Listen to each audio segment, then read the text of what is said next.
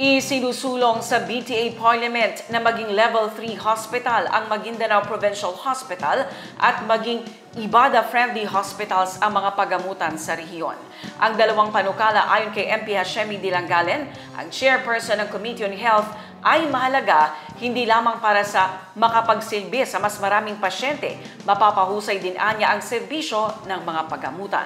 Ang detalye sa report.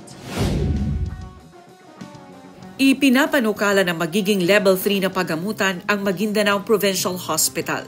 Ito ay sa ilalim ng Parliament Bill No. 225. Mula sa pagkakaroon ng 299 beds ng ospital, isinusulong na gawin ng 350 beds ang kapasidad nito. We have conducted two public hearing. First, yung sa pag-institutionalize ng Ibada-friendly hospital and yung upgrading po ng Maganoy Provincial Hospital into Level 2 to Level 3 hospital. Siyempre, yung kalidad po ng serbisyo ay kumbaga pa magle-level up din. For example po, pag Level 3 hospitals po, meron ng subspecialty training. And dapat magkaroon din po ng 4 major areas. Yung 4 major areas na yun po ay yun po yung OB, Obstetric and Gynecology, Pediatrics, General Surgery, and Internal Medicine.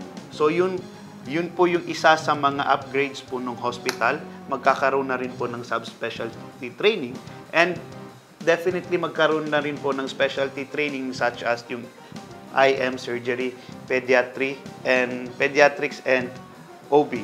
And also, like for example po yung mga laboratories, ma-upgrade po din po yung mga laboratories and syempre lalong-lalo na yung manpower. As far as my knowledge is concerned, parang around 400 plus yung madadagdag na plantilla items. And also, mag-i-increase din po yung bed capacity ng hospital. Binigyang diin ni Maguindanao Provincial Health Officer Muhammad Arif Bagindali, kinakailangan ang dagdag na hospital beds upang makapagsilbi sa 1.4 million na mamamayan ng probinsya. Hangarin din ng Committee on Health sa isinusulong na BTA Bill No. 302 na gawing Ibada-friendly ang lahat ng regional hospitals sa BARMM.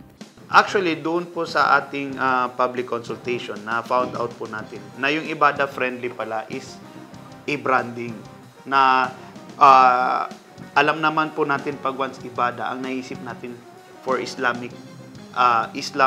way of although doon nakaangkla yung batas pero hindi inclusive din po yung batas. For example po, yung isang rural health na physician, si Doc Rodel Flores po, Municipal Health Officer ng Mangudadato. He is a Christian believer and talagang yung Ibada-friendly na principle ina-adapt nila sa kanilang community. And also yung Ibada-friendly, yun po yung parang kumbaga pa yung mga health workers doon, lalong nilang paigtingin, lalong nilang pagagandahin yung kanilang serbisyo. Ang dalawang panukala ayon kay MP Hashemi Dilangalen, ang chairperson ng Committee on Health, ay mahalaga hindi lamang para sa mas makapagsilbi pa sa maraming pasyente, mapapahusay din ang serbisyo ng mga pagamutan.